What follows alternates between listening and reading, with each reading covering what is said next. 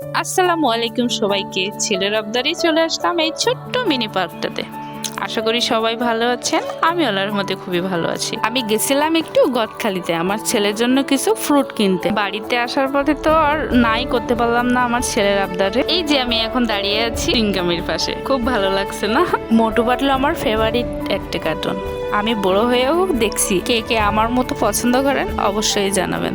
যদিও রাত হয়ে গেছে, তার জন্য খুব বেশিক্ষণ আমরা থাকতে পারি নাই। মজার গল্প বলি শোনেন।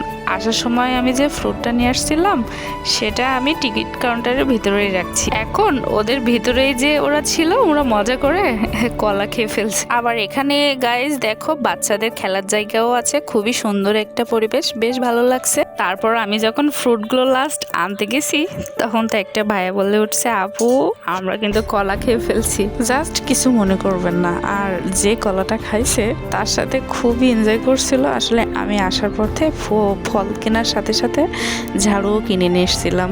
তখন বলে যে এই আয় এদিকে আয়, তোর বেশি কিছু বলবে না আপু, জাস্ট হাতে তো ঝাড়ুই আছে, এর বেশি কিছু না। এই বলে তো ওরা খুবই আনন্দ করছিল আর খুবই হাসাহাসি করছিল।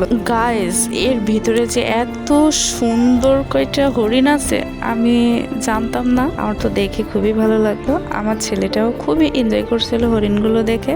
আজকের ভিডিও এ পর্যন্তই। সবাই ভালো থাকবেন, আমার জন্য দোয়া রাখবেন, অবশ্যই সাপোর্ট করবেন। আল্লাহ হাফেজ।